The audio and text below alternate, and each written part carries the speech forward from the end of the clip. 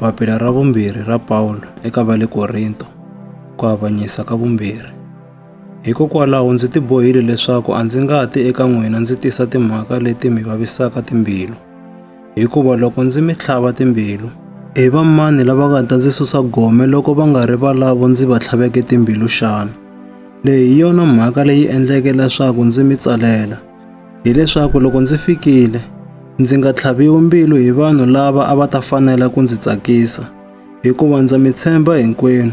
Ndzi tiva leswaku loko ndzi tsakile, na n'wina hinkwenu mi tsakile.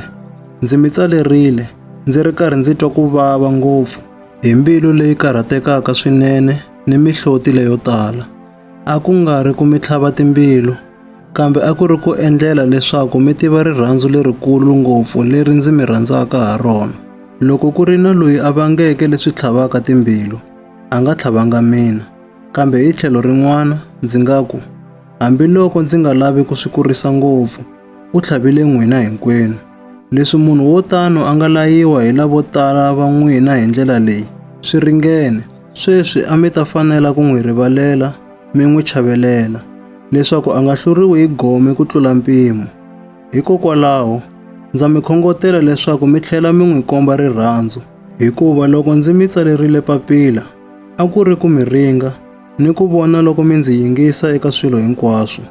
Munhu un'wana ni un'wana loyi mi n'wi rivalelaka, ndza n'wi rivalela na mina, hikuva lexi ndzi nga xi rivalela, loko kunene ndzi rivalele xidyoho xin'wana, ndzi swi endlele n'wina emahlweni ka Kreste, leswaku Sathana a nga tshuki a hi hlula hi mano, hikuva hi tiva makungu ya yena.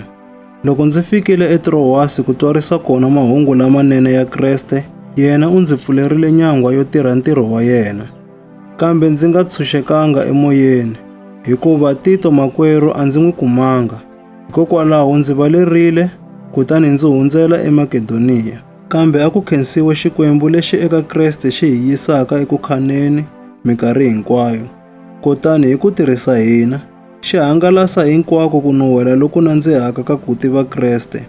Hikuva hi hina hi nga ku nuhwela loku nandzihaka ka Kreste hi byakwe, loku hangalakaka hi vito ra Xikwembu exikarhi ka lava ponisiwaka ni ka lava lovaka.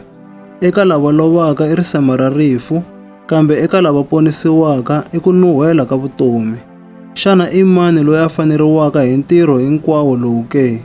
Hikuva a hi fani ni lavo tala, lava endlaka bindzu lero biha hi rito ra Xikwembu, kambe hi vulavula ku kotisa vanhu va timbilu leto tenga, ku kotisa lava rhumiweke hi Xikwembu, hi vulavula emahlweni ka Xikwembu hi ri va Kreste.